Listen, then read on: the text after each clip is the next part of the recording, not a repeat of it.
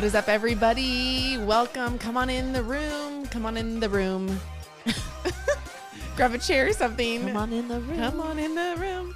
My name is Maria Weiler, and I am one of your hosts for the Bold Women podcast, where we hash out life and talk about things that you might not necessarily talk about in church as we try to navigate this life for Christ. And I'm here with one of my dear friends, my other co-host, Maryl Wilson. What's up, everybody? What is up? So today, Come on in. we are going to go back to children's church when we were kids. We're going to talk about like an old story that would have been told frequently within, within children's church. But there's so much more to it, and like reading it as Honestly, an adult makes me question why it was brought up in children's church.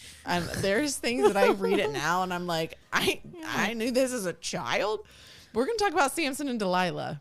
Yes. Delilah. Did you remember that radio station as a kid? Yes. On Light 104.1? Yes. Anyways, so Samson and Delilah. So Meryl's going to read, this is out of Judges, and she's going to read the story of Samson and Delilah, and then we're going to kind of break it down. Yeah, we'll be in Judges 13 through 16. I'm going to be reading from the New Living Translation. So we'll start off with the birth of Samson. So it goes like this.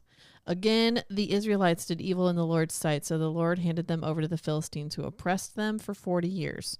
So in those days, a man named Manoah from the tribe of Dan lived in town, in a town called Zorah. His wife was unable to become pregnant. They had no kids. An angel of the Lord appeared to Manoah's wife and said, hey, even though, this is New Living Translation / Meryl's Translation. New Living Translation. Just to kind of make it a little more conversational. So he says, hey, even though you've been unable to have children, you'll soon become pregnant. You'll give birth to a son. So be careful.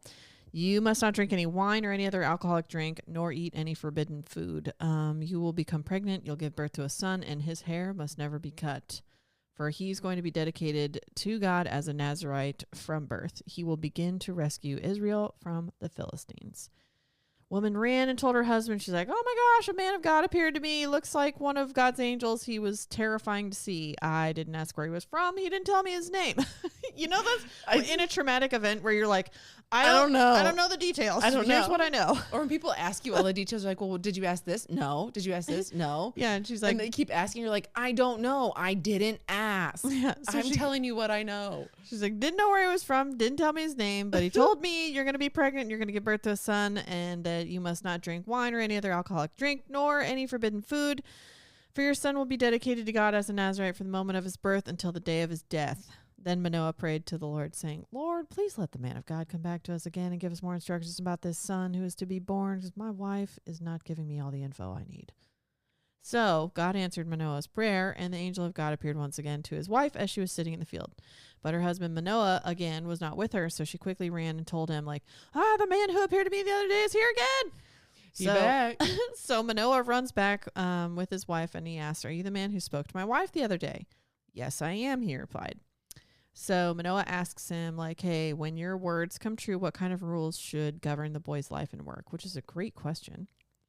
The angel of the Lord replied, this is all going to go down the way you're saying. Yeah. Like, I'm going to need to know. Yeah, I need to know. Like, it sounds like something I would do. I'd be like, all right, I know that there's this going on. But I'm going to need a list of things that I need to make sure that I... You have clearly seen how I respond in the middle with not a lot of direction. It is not pretty. I'm going to need some black and white. Yeah, we're going to bring a kid into this world. I'm going to need some rules here. Yeah. So the angel of the Lord says, be sure your wife follows the instructions I gave her.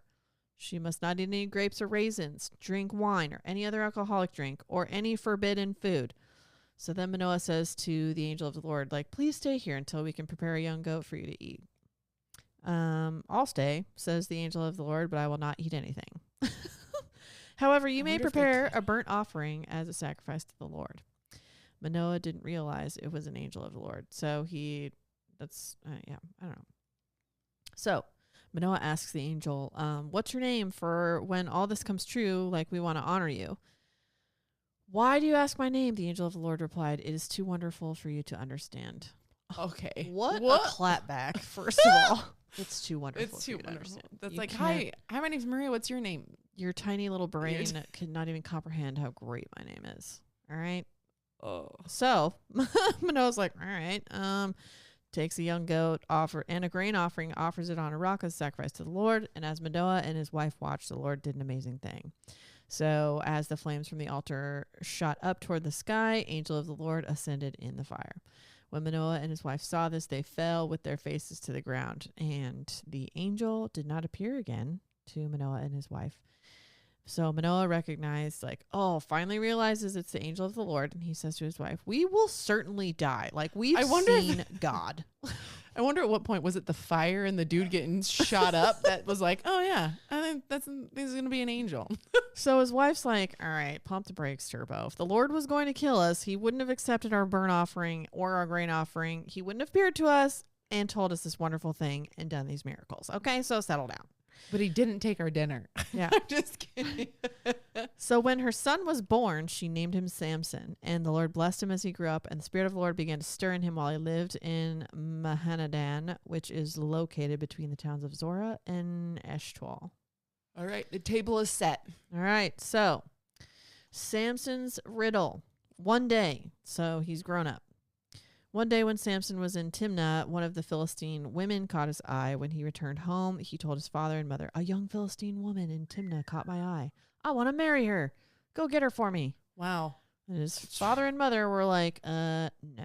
Isn't there even one woman in our tribe or among all the Israelites you can marry?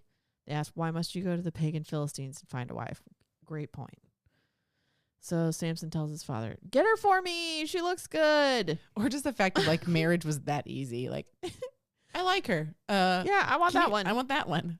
Yeah, so his father and mother didn't realize the Lord was at work in this, creating an opportunity to work against the Philistines who ruled over Israel at the time.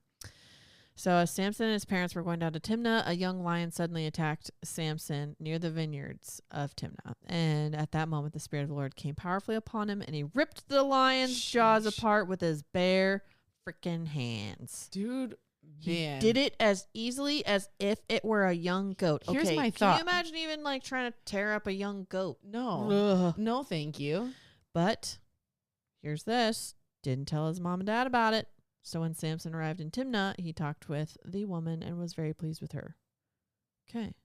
So Samson has learned at an early age that he's going to start keeping some secrets. He's gonna start. Yep. So later, when he returned to Timnah for the wedding, he turned off the path to look at the carcass of the lion. Just to go back and see what he did. Check out his work. So he found the swarm of bees had made some honey in the carcass. He scooped some of the honey into his hands and ate it along the way. He also gave some to his mother and father, and they ate it, but he didn't tell them that he had taken the honey from the carcass of a lion, because I'm assuming that is not something he should have done. I don't think he probably should have eaten honey or something because he's a Nazirite. Well, and I'm thinking because it would have been in something dead, and at that time, yeah, you wouldn't have touched. There were very strict which is laws. Also as why'd you do that? So but I did used to hear a sermon once, and it was really great. It was talking about how there's nourishment in the battle, and God, what he does to us, and how he strengthens us in the battle. And it did reference this of how neat though too, that he was able to get honey from within the very thing that he defeated. And I always thought that was kind of cool. It was just a preaching point, but all right, go ahead. All right. So his father's making final wedding arrangements for this marriage to the Philistine woman they didn't want him to marry. So Samson threw a party at Timnah, and as was the custom for elite young men. When the bride's parents saw him, they selected 30 young men from the town to be his companions. That's 30 also hilarious. groomsmen? Here, these are going to be your friends and your groomsmen, whatever. So Samson says to them, "Let me tell you a riddle. If you solve my riddle during these 7 days of the celebration, I will give you 30 fine linen robes and 30 sets of festive clothing." Ooh, festive. I do love festive clothing. "But if you can't solve it, then you must give me 30 fine linen robes and 30 sets of festive clothes." And they're like, "All right, cool." Here's also something funny too. You can tell they're definitely rich dudes at this point too. Yes. Because it's here, I'll buy you all this. And they're "But if you don't get it right, you got to buy me 30. Yeah. And they're like, "All right, let's hear right. it." So he said, "Out of the one who eats came something to eat. Out of the strong came something sweet." 3 days later, they were still trying to figure it out. On the fourth day, they said to Samson's new wife, "Entice your husband to explain the riddle for us, or we'll burn down your father's house with you in it. Did you invite us to this party just to make us poor?" 30 things of fine linen. Wow. So Samson's wife came to him in tears and it's like, "You don't love me. You hate me. You've given my people a riddle and you haven't told me the answer. He says, I haven't even given the answer to my father and mother. Why should I tell you? Great way to start off the marriage. So she cried whenever she was with him and kept it up for the rest of the celebration. At last, on the 7th day, he told her the answer because she was tormenting him with her nagging. Then she explained the riddle to the young men. So before sunset of the 7th day, the men came to town. The men of the town came to Samson with their answer. What's sweeter than honey? What's stronger than a lion? So Samson replied, if you hadn't plowed with my heifer, you wouldn't have solved my riddle. Okay. Also, here's the thing too. At what point, Samson, are you gonna realize you just told your wife that, and then these dudes came back with the answer I think he did that on purpose. to test her? Yeah. I think he did it on purpose. He's kind of seems like a clever. He's kind of a clever dude, but at the same time too, I feel like he's also very much cocky in a way too. I think he did that on purpose. Okay. So the Spirit of the Lord came powerfully upon him. He went down to the town of Ashkelon, killed 30 men, took their belongings, gave their clothing to the men who had solved his riddle. But Samson was furious about what had happened. He went back home to live with his father and mother. So his wife was given in marriage to the man who had been Samson's best man at the wedding. What? Okay, I have never noticed that part. Okay. So he's like, you know what? I have to. So Samson's like, all right, cool. I'll pay you your debt. Goes, kills 30 men, takes all their clothes, gives it to the men who found out the answer to the riddle in not the appropriate way. And then Samson's mad. So he's like, cool. Why I had to go kill people to go do this. This is stupid. You guys couldn't just figure it out. Whatever. I'm going home. And I don't want to be married to this girl anymore. So she was given to his best man. Yeah. I have never noticed verse 20. Well, here we are. I wish you guys could see her face. It's pretty funny. All right. We ready to move on? Or yeah. I never noticed that. Okay. So we're now on Judges 15. We're almost done. I was going to say something smart. I'd be like, see, Samson's vengeance on the Philistines. So later on during the wheat harvest, so this is some time has passed, Samson took a young goat as a present to his wife. He said, I'm going into my wife's room to sleep with her. But her father wouldn't let him in. He just comes out of the blue and he's like, I'm going to. All right, I'm done being mad now. Yeah, I'm done being mad. I'm going to. Even though you're now married to my best man. I'm now down to clown. And her dad's like, no, do not pass go. Do not collect $200. He goes, I truly thought you must hate her, her father explained. So I gave her in marriage to your best man. But look, her younger sister is even more beautiful than she is. Marry her instead. Samson says, this time I cannot be blamed for everything I am going to do to you Philistines. Then he went out and caught 300 foxes. Okay. Samson is a savage dude. All right, let's just listen to this. Okay, so he went out, catches 300 foxes. This part makes me sad. This part, all right, guys, I get sad. If you're sensitive to animal harm, then just buckle Plug up. Your ears for 45 seconds. He tied their tails together in pairs. He fastened a torch to each pair of tails. He then lit the torches, and the foxes ran through the grain fields of the Philistines. He burned all their grain to the ground, including the sheaves, and uncut the grain. He also destroyed their vineyards and olive groves. There's not any mention in here about the foxes dying, so we're going to say they got away. We're going to say that they rolled around and they just stopped, dropped, and rolled. Their tails just got singed. Yep. Okay, so who did this? The Philistines demanded. Samson was the reply, because his father-in-law from Timnah gave Samson's wife to be married to his best man. So the Philistines went and got the woman and her father and burned them to death. Okay.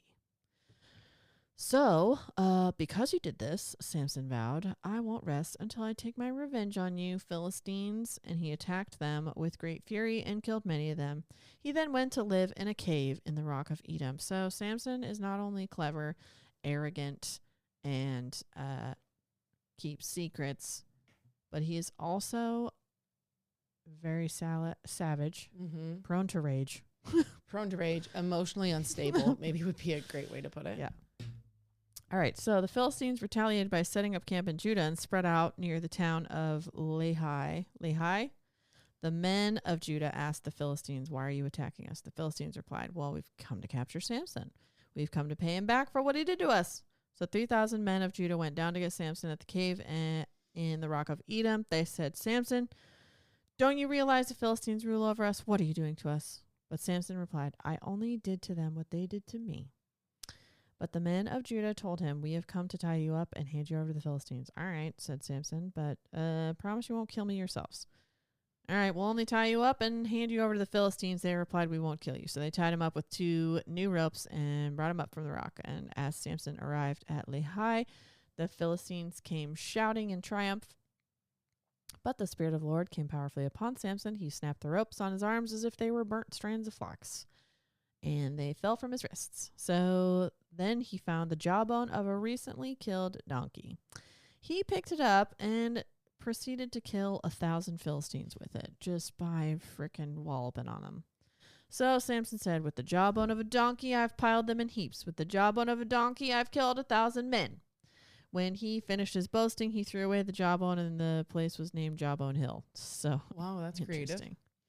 So Samson was now very thirsty after working up a sweat, you know. He cried out to the Lord, "You've accomplished this great victory by the strength of your servant. Must I now die of thirst and fall into the hands of these pagans?" Okay, so we can add dramatic to the list. I just feel like the humanity, because I think of how many times we're like, stuff happens, we're like, "God, why?" And then he's just like, "I'm with you, bro. Like, chill." So God caused water to gush out of a hollow in the ground at Lehi, and Samson was revived as he drank. Then he named that place the Spring of the One Who Cried Out, and it is still in Lehi to this day. Samson judged Israel for 20 years during the period when the Philistines dominated the land. All right. Anything you want to take away from that chapter? We got one more to go. No, I'm still hung up on 14:20. All right. Yes. All right. Moving on. So one day, where it gets good. Yeah, this is where things get really good. One day, Samson went to the Philistine town of Gaza and spent the night with a prostitute. What else do we want to add to our list? Someone as sketchy as Samson is. It's so interesting. Like, he's such a holy person, and yet he's all of these things, and God still uses him. So I think I love how the scripture leaves our humanity in. Mm-hmm, like, for sure. Literally, like it does. For sure. Because he's not like not a stand-up guy, I guess, you know? So word soon spread that Samson was there, and the men of Gaza gathered around and waited all night at the town gates. They kept quiet during the night, saying to themselves, "When the light of the morning comes, we're going to kill him." But Samson stayed in bed only until midnight. He got up, took hold of the doors of the town gate, including the 2 posts, lifted them up, bar and all, put them on his shoulders, and carried them all the way to the top of the hill across from Hebron.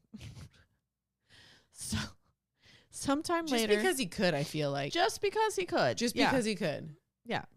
So sometime later, Samson fell in love with a woman named Delilah, who lived in the valley of Sorek. Enter Delilah.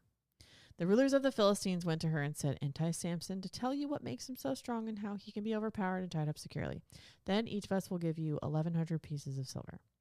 So, which is a lot of money. Fortune.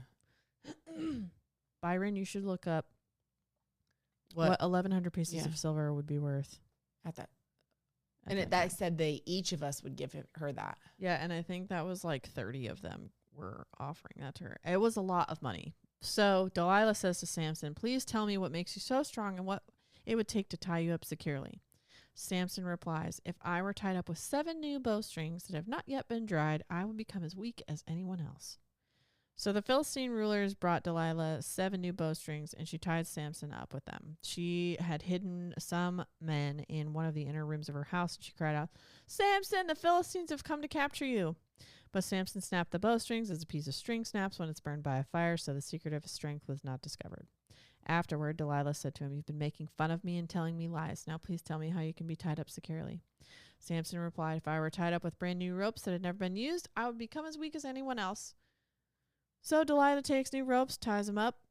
The men were hiding in the inner room as before, and Delilah cries out, "Samson, the Philistines have come to capture you." But again, Samson snapped the ropes from his arms as if they were a thread. Bro, she's done it twice now. Yeah, so then she says... And your first wife. So then she says, "You've been making fun of me and telling me lies. Now tell me how you can be tied up securely." And he replies with, "If you were to weave the 7 braids of my hair into fabric on your loom and tighten it with the loom shuttle, I would become as weak as anyone else." So while he slept, Delilah wove the 7 braids of his hair into the fabric. Then she tightened it with the loom shuttle. Again, she cried out, "Samson, the Philistines have come to capture you."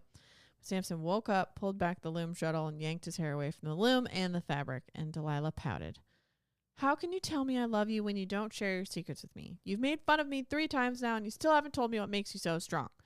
She tormented him with her nagging day after day until he was sick to death of it.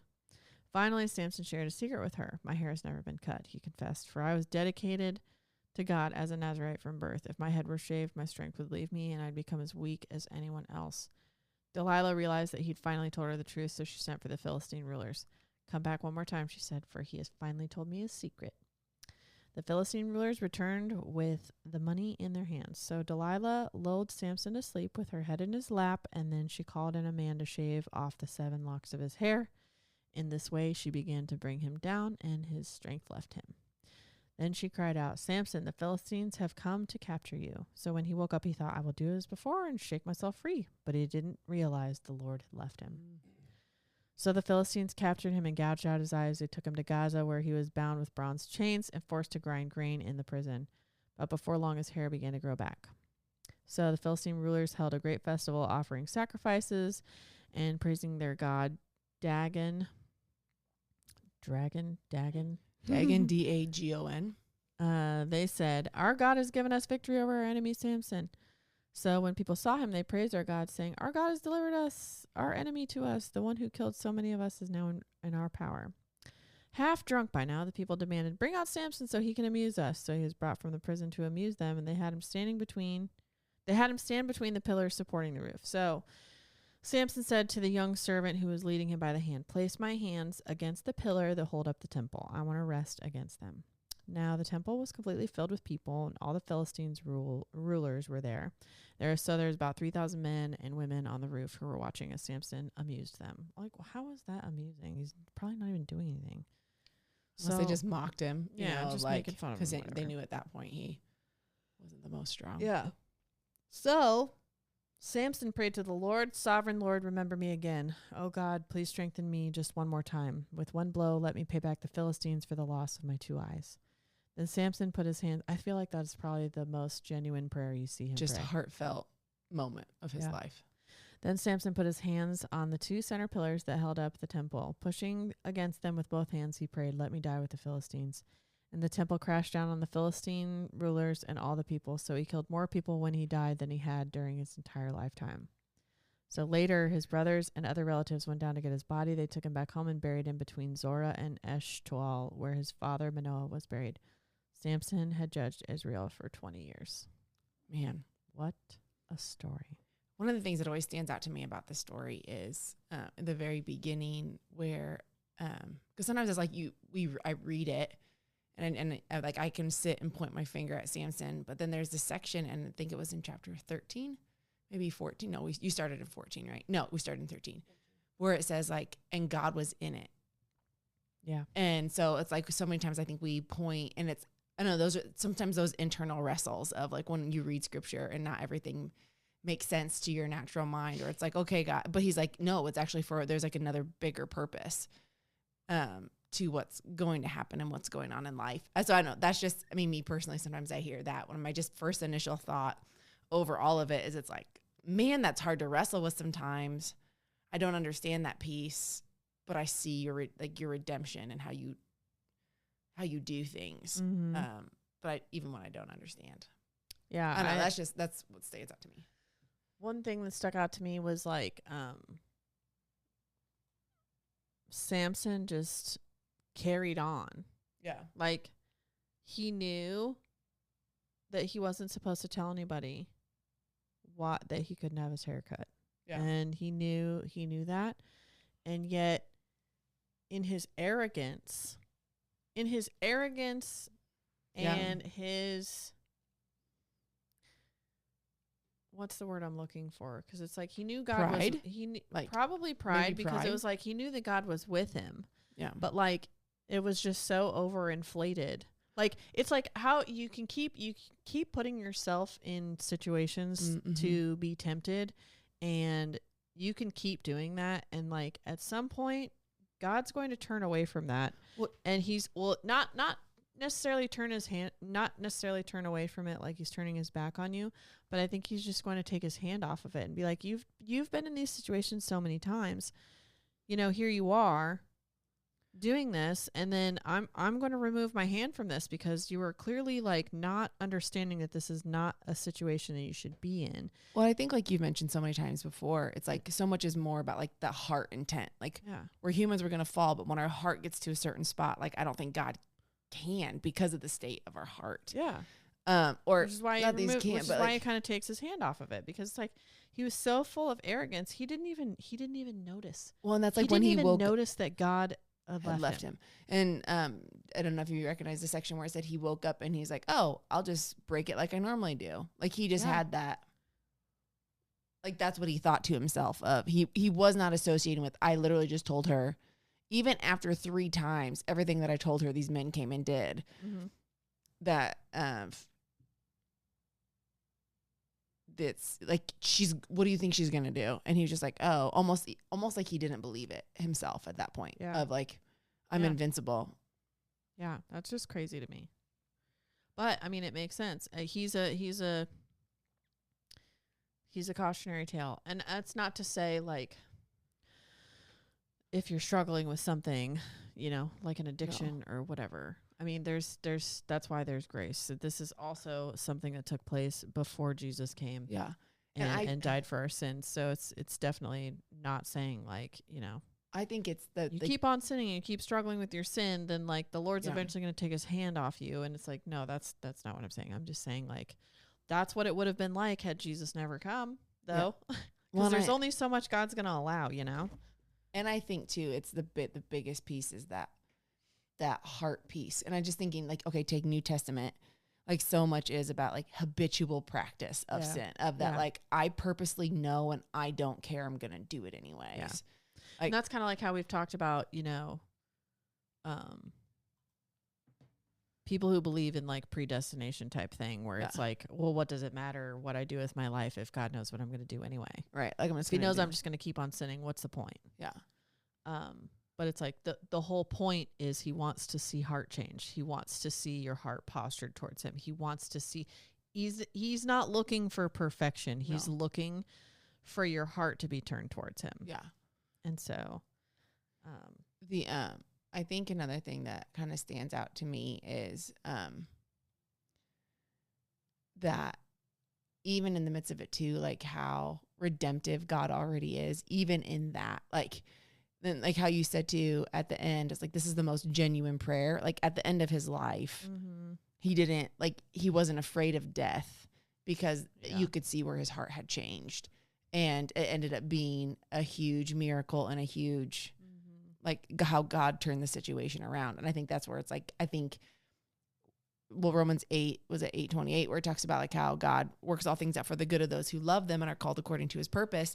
And for those of you who love God, back to that heart posture of, I love God. I want to please God with my life. I want to do things like live my life in a way that honors God, that, from that spot, God can take anything and turn it good.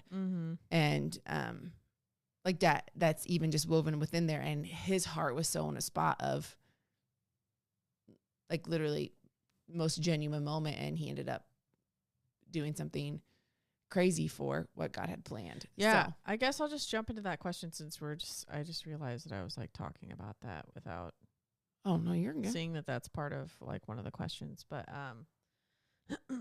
so I pulled this off of a Bible study. These are not original.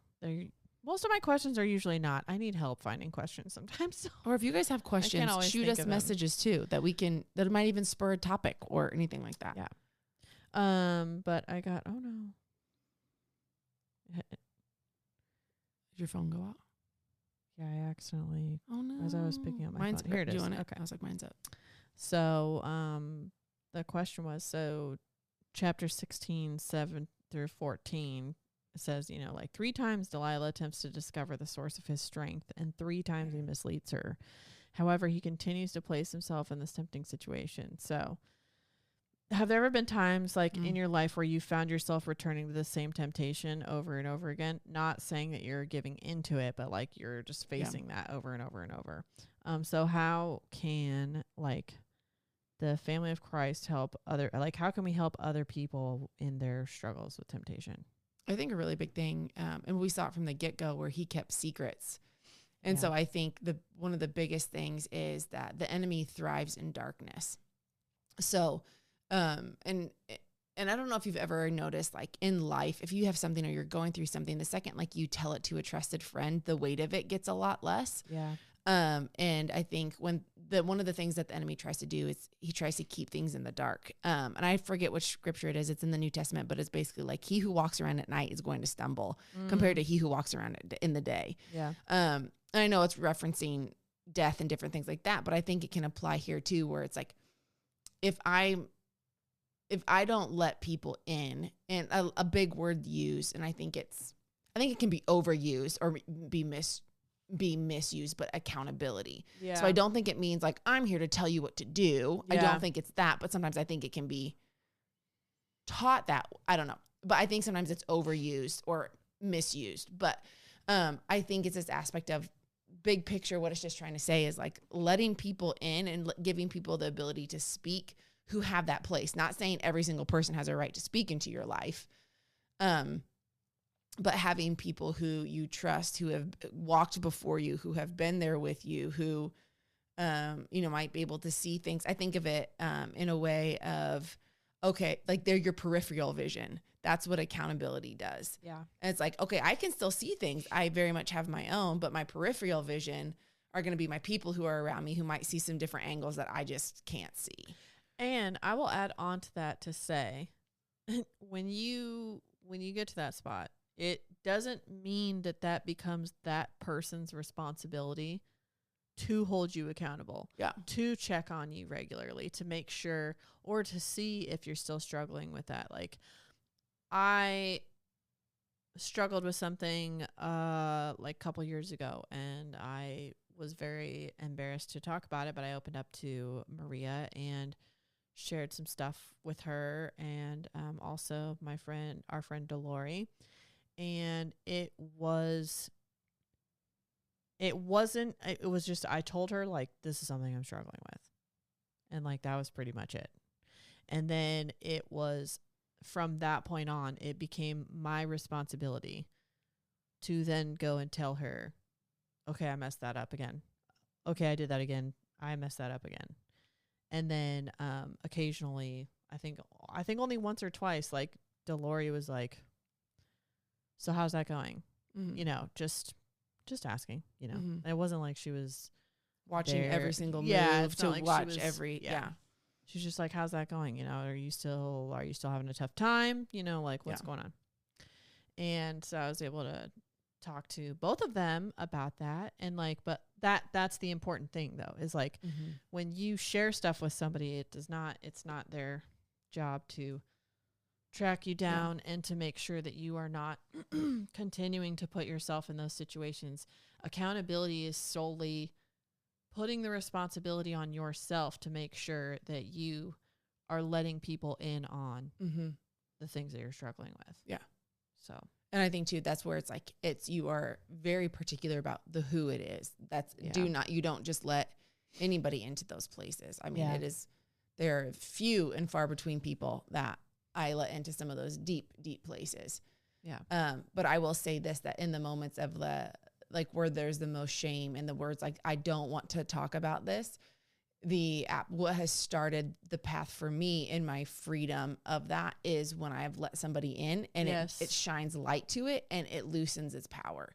Yeah. Cause I can think of, there was a situation a couple years ago where I was like, where on earth is this coming from? But it was one like I could not shake. And I was like, this is an attack from the enemy, but I was so ashamed. And I remember I was sitting with Alicia, we were on a beach in Hawaii, and I was just like, just had to throw that in there. Well, I just remember I was setting the scene for it. I'm kidding. Wah, wah. But I just remember like being like, and it was just, I was mortified, like absolutely mortified. But it was from that moment that I began to, like, it lost its hold. Did I still have to fight? Yeah.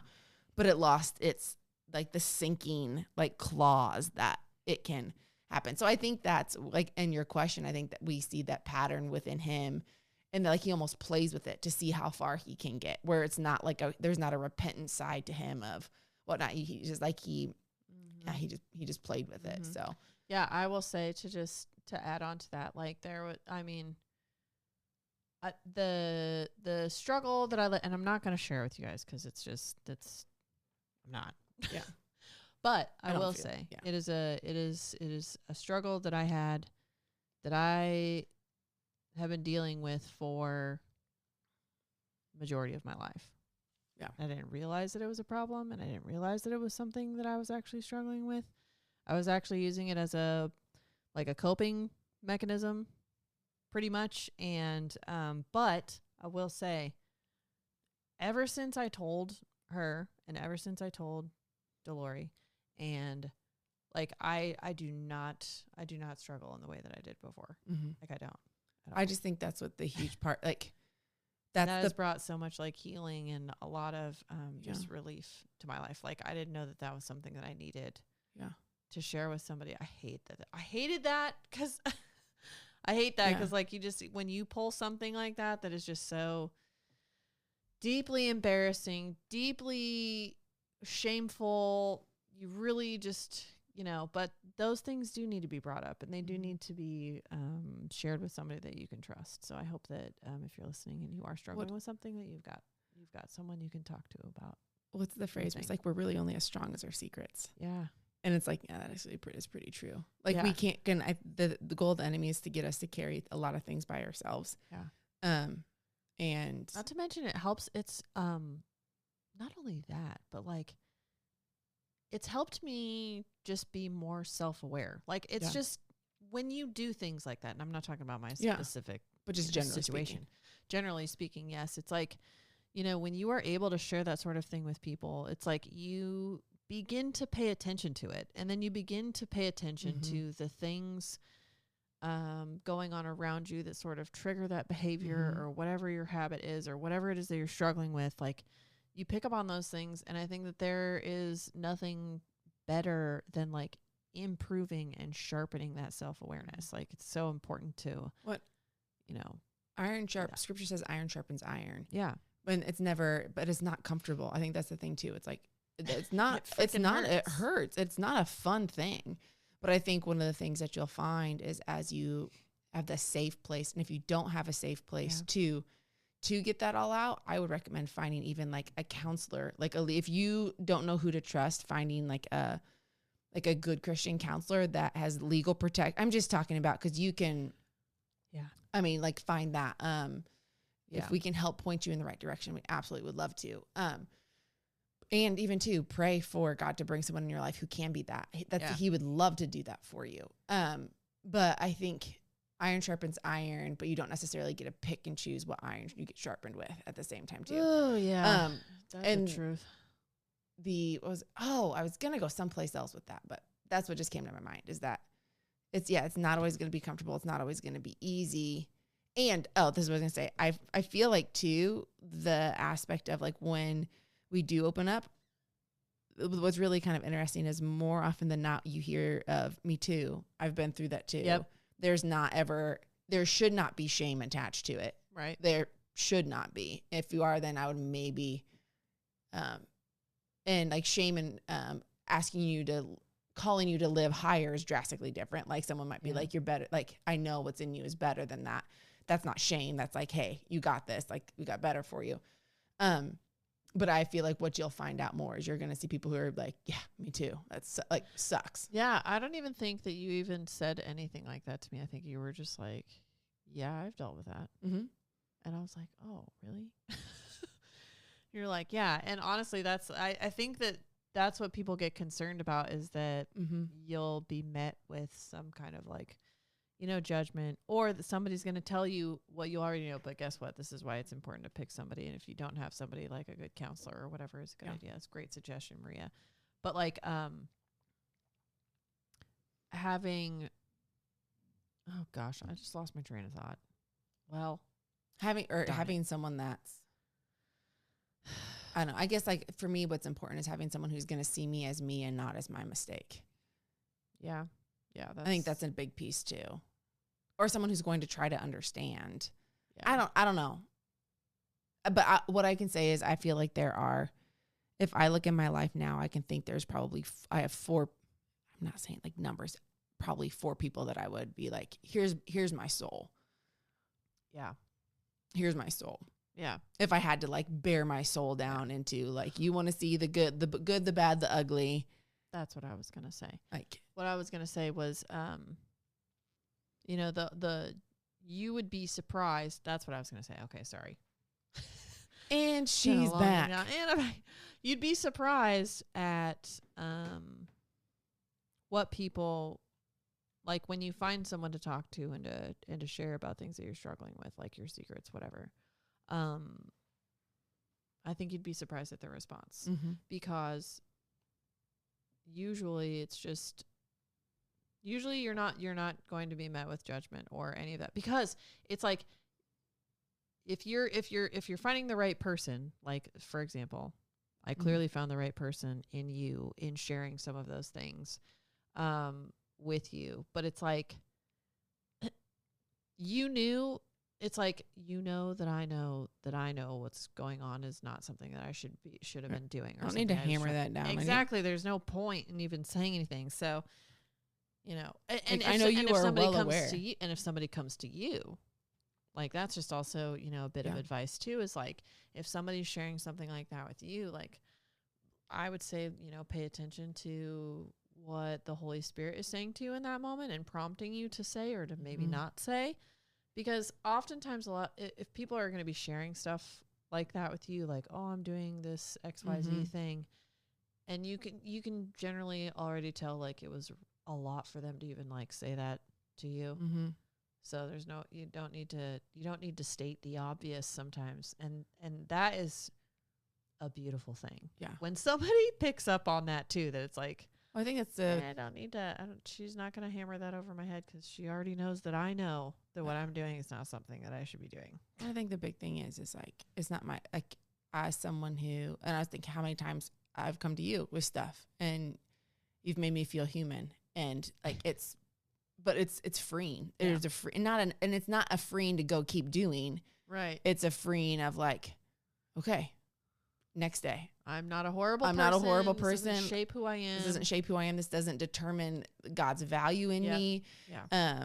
It makes me want to do better the next time. Yes. That's the result of it. Not a panic, fear. Now I'm in like this worry of like, what are people, because I've had that happen too. I've had that where I've gone to people with things and all of a sudden I become paranoid and I'm more worried and and it's like, and it makes me not want to share and open up. Oh, my ear, sorry. And I've had, you know, like I've had it where, but then there's also like extending grace for people too, because I know some people don't always respond perfect. I know there's times I haven't responded perfectly, but I think a big thing too, like you said, if someone's coming to you with something, more than likely they already know, because that's why they're coming to you with something, is because they're coming to you to expose it to the light. And then, so I just think too, especially, and I know we've mentioned this too, with believers, and it's not our job to change people. It's our job to love people and let God does the work on the heart. Like he's the one who started the work in us. He's going to be the one that completes it. He uses people, but the heart issues, like he does that. Like he does those. So I think it's, anyways, good. This next section is from chapter 16, verses 15 through 17. It says, love is certainly a gift from God, and yet oftentimes the people we love are most the people at times that we treat the worst or who hurt us the most. How can you sacrificially love people in your life rather than using that love for your own benefit? Because clearly I do think we can see where Samson kind of had, like, the dude was cocky. All he thought about was himself. I think that's kind of tied into it too. Can you think of... Well, I think that he took advantage of God's love for him, I think, at times.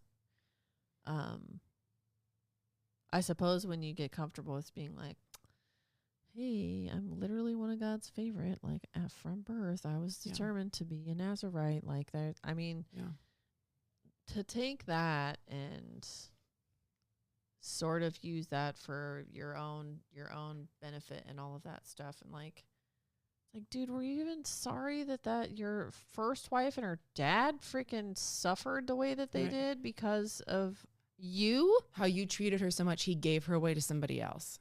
Yeah. Like, I mean, like it makes me think of, okay, so actually let's look at first. And then just playing games. Yeah. You know, to satisfy himself, to amuse himself and entertain himself. And like people died because of that. Yeah.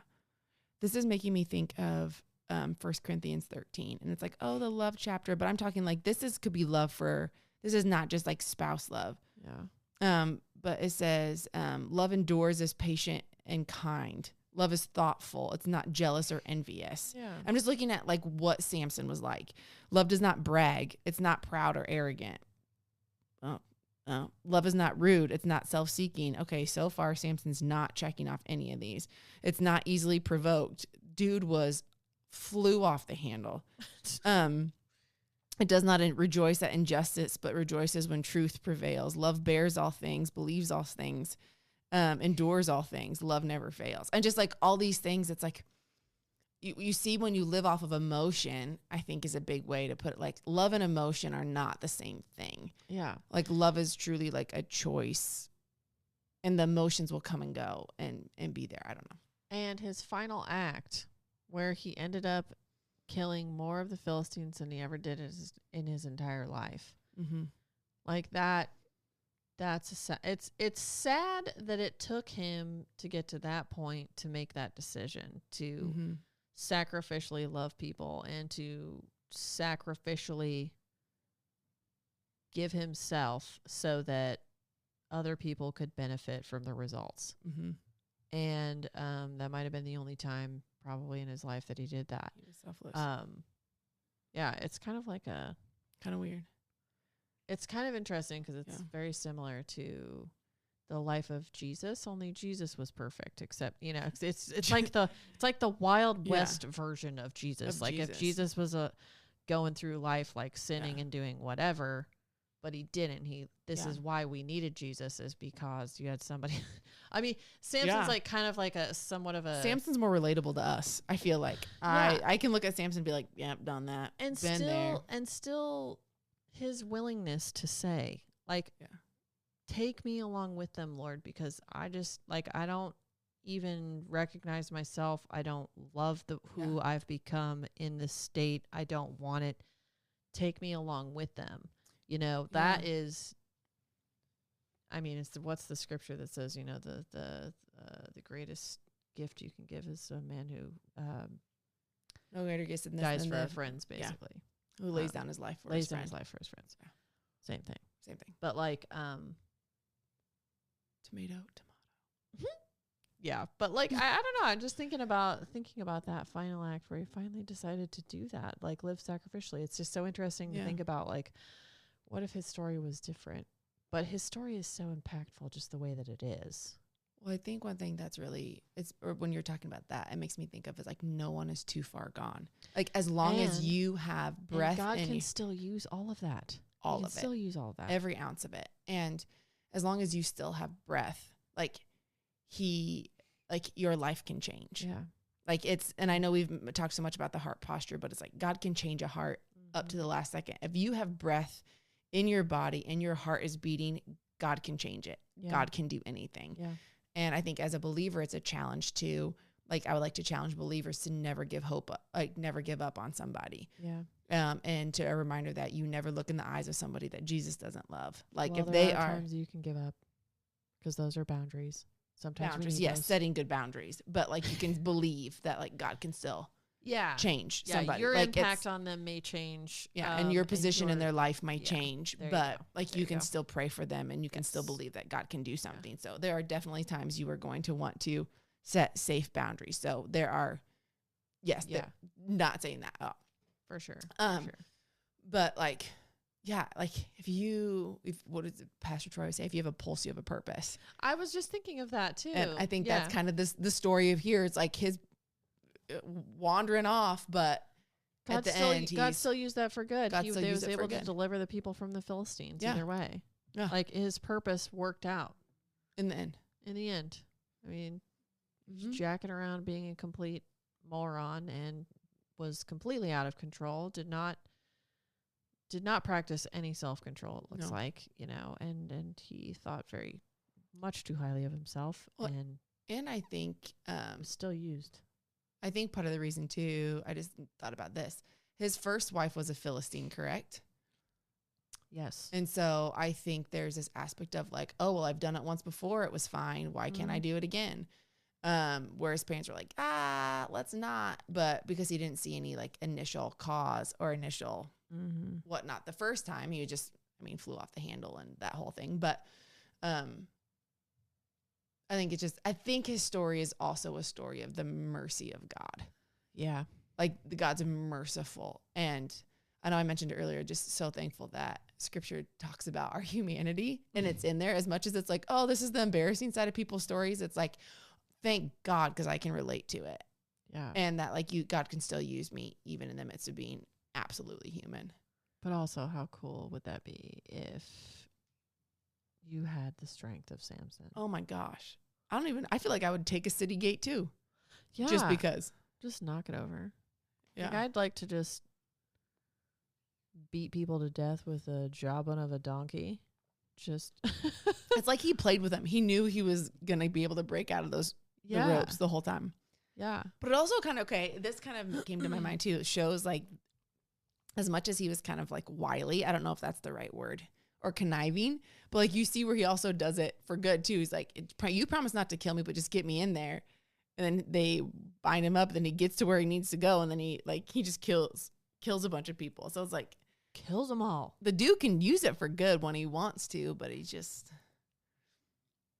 it makes me think of the scripture too, but like God gives grace to the humble. And when he humbled himself, how the situation was able to drastically change and how he was drastically different than when he was being full of absolutely prideful.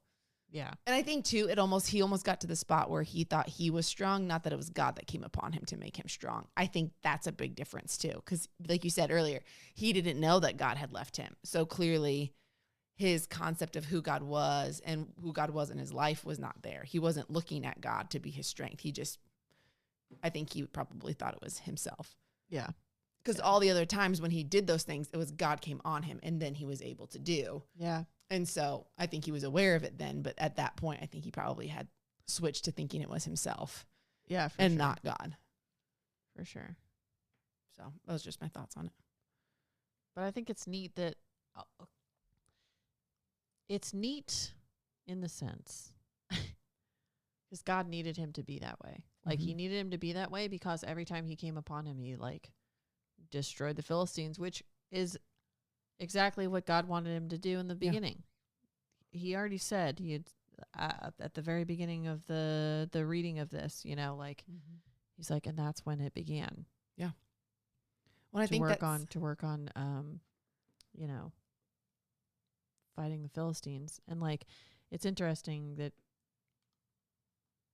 he was just perfectly suited to be that type of person because God came upon him right when he was at the right place at the right time to destroy a bunch of Philistines and do it. I was listening to a message this morning when I sent you and I was like, this is the best message on Peter I've ever heard. But the pastor was talking about how, like Peter suffered from open foot, insert mouth disease. But the fact is like, this is like the downfall of Peter was the fact of like, he never stopped talking. But what also happened is like, he's like, but God needed Peter to be that way because he was the one that took the gospel to the Gentiles. He was the one that he knew he wasn't going to be afraid if somebody said no. The dude just sliced off a dude's ear. He had no care. He was unashamed. And that's like, God needed him. Same thing. He needed him to be that way because of the call that was on his life and what he had him to do. And it's like those things that are like that the enemy attacks and our weaknesses are oftentimes a very exact spot that God wants to do his strength. It speaks to Paul boasting about his weaknesses, and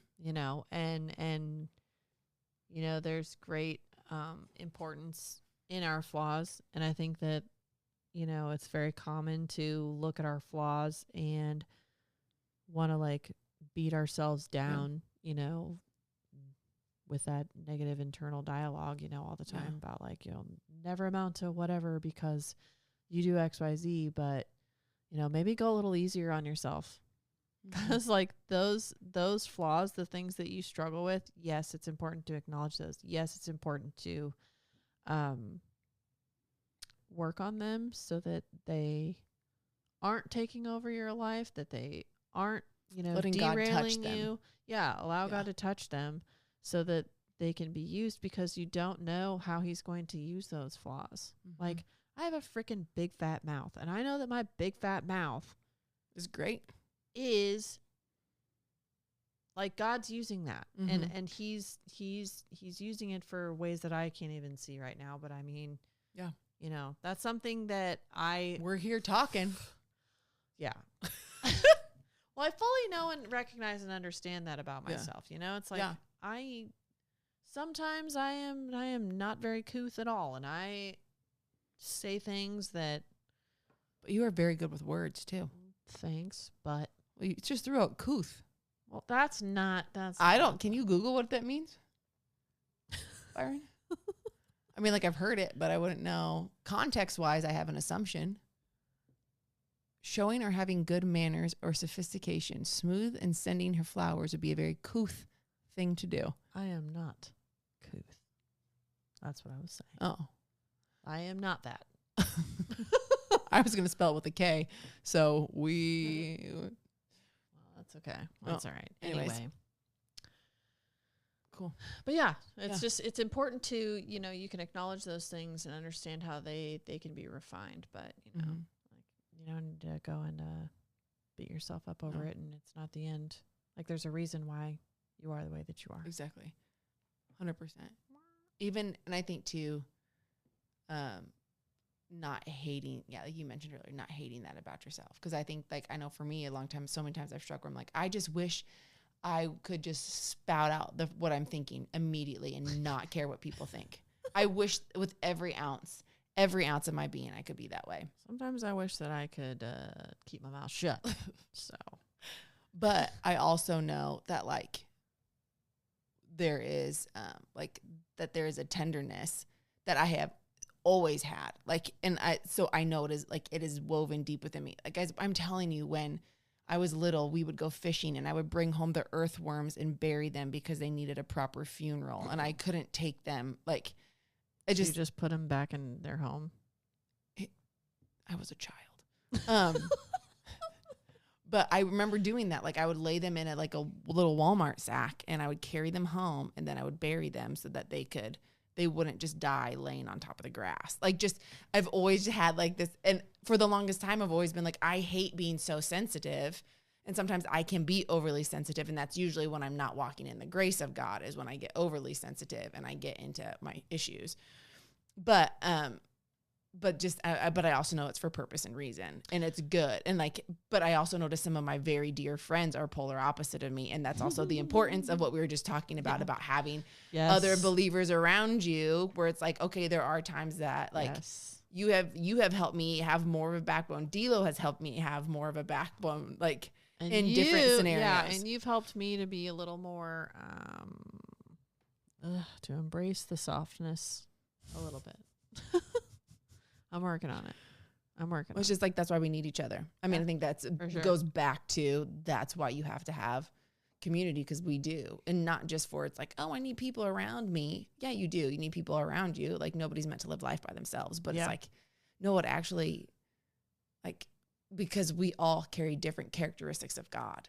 Like, Byron has even characteristics of God in him that we don't have. That it's like, when we're around him, we get to see and we get to learn from and be like, there's something about that happens. Yeah, with each other, for sure.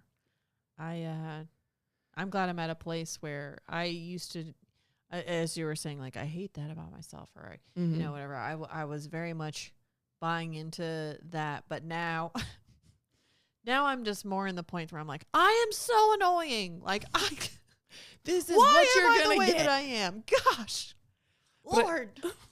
There's also why must I be like this? And then he's like, because I made you that way, bro. Like, let me just give me the edges. Give me the edges. It's better. It's better. Because I think that's where a lot of people can delve into that, where it's just like they spend too much time like hating things about themselves and not, well, what is this working on them? There's a saying, I forget who said it to me, but it gut punched me. It says, pride isn't thinking too highly of yourself. It's just thinking of yourself too often. And I was just like, oh, pride is thinking of yourself too. Okay. Yeah. So it's like, it's not only just the, like, my haughty view of myself. It's, am I just thinking about myself all the time, even in the belittling, even in the self-deprecating. Like, Okay, you used to said haughty. Good job. thank you. You said, and you also said wily earlier, and you used it in the correct context. Did I use it in the correct context? Yeah. Yes. See, look, my vocabulary is getting better because I'm hanging around Maryl. See? But no, there's this this aspect of it's thinking of myself too much. Mm-hmm. Even if it feels like I'm humbling myself. Oh, I'm so XYZ. It's like, no, all you're doing is focusing on you. And you're like, even in that place, you can't love others well. You can't serve others well. You are just so focused on you. Like, that is what pride is. Preach it. And I just thought that was really good. I know it has nothing to do with this, but that gut punched me because that's always been something like, I just struggle with that for a long time of like hating the sensitivity that I have, but I'm also, and Miss Donna at church one day, she hugged me and I just was like, I hate how much I cry. But she talked about that. About how like the world also does needs people who can feel because there's so many people who can't. And just like, that was so great. So shout out to you, Donna. I just, that blessed my heart so much. But anywho, I don't know how we got on that. I think it's great. I think it's great. I have no more parting thoughts. My brain's melting. Me, same. And by me, same, I mean me too. Me too. Same. Me, same. All right. Well, if you like today's episode, you guys, you should take a screenshot and post it to your story and tag us. Because we want to hear from you and we want to know what you like about the topics that we discuss, what you don't like. You know, find us on socials. We're on pretty much everything. So, you know, like, subscribe, rate us, leave reviews, slide into those DMs, my friends, and let's talk. I hope you all have a great day, and wherever you are, that this is helpful to you. And agreed. Thank you so much for listening. We really appreciate it. Yes, love you all so much. Bye. Bye.